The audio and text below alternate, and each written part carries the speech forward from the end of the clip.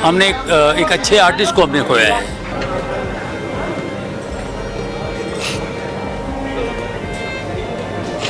चलते हैं, thank you. बहुत बड़ा लॉस है।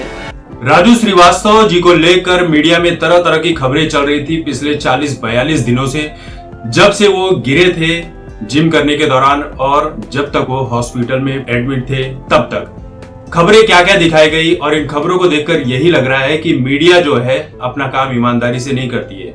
उसे सिर्फ और सिर्फ हर खबर में मसाला चाहिए, चाहे किसी की जान पर बन पड़ी हो, चाहे कोई बर्बाद हो रहा हो, चाहे कोई भी चीज हो। मीडिया को सिर्फ टीआरपी चाहिए और पैसे कमाने हैं।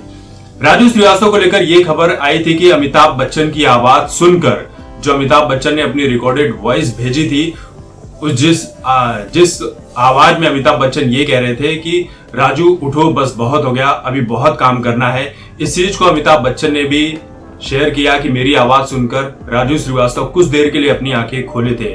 और फिर ये भी खबर आई कि नर्स के सामने राजू श्रीवास्तव ने आंखें खोली और पूछा कि मैं यहाँ पर कैसे आ गया, जिस पर नर्स ये कहती है कि सर आप बेहोश हो गए थे इसलिए आप यहाँ पर हैं। उसके बाद राजू श्रीवास्तव फिर से कोमा में चले गए। फिर खबर आई कि उनका ब्रेन डेड हो गया है और इस तरह की खबरें आती रही कि राजू श्रीवास्तव रिकवर कर रहे हैं, फिर होश में आ रहे हैं, जा रहे हैं। ऐसी तमाम खबरों पर राजू श्रीवास्तव की जो बेटी है अंतरा श्रीवास्तव, इन्होंने लगाम लगा दी है और ये कह दिया है कि मीडिया में जो भी खबरें चल रही थी वो सारी की सारी खबरें गलत थी।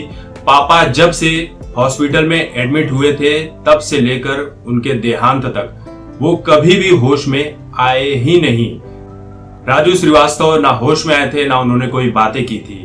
तो ये देखिए, ये हमारे देश की मीडिया है जिसके ऊपर लोग विश्वास करते हैं कि ये सच खबरें दिखाएंगे, लेकिन जो खबरें दिखाते हैं वही खबरें धीरे धीरे आगे बढ़ते जाती है और उन्हीं खबरों को लोग सच मान लेते हैं।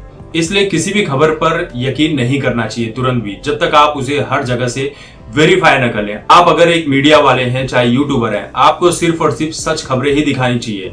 हालांकि सच खबर देखने के बाद भी कुछ लोगों को बुरा लग जाता है। राजू श्रीवास्तव की बेटी अंतरा ने यह भी कहा कि फिलहाल हम मुंबई में हैं, इसके बाद हम दिल्ली वापस जाने वाले हैं, वहां पर कुछ चीजें बाकी रह गई हैं करने की, फिर उसके बाद हम कानपुर में जाएंगे जहां कुछ पूजा वगैरह रखी गई है।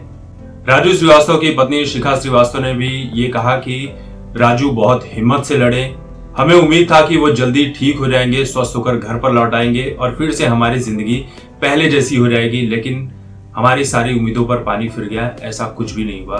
और हमने राजू श्रीवास्तव असली फाइटर थे, वो अंत समय तक लड़ते रहे कि किसी तरह से उनकी जिंदगी बच जाए, लेकिन ईश्वर को कुछ और ही मंजूर था और उसके आगे तो किसी की नहीं चलती है।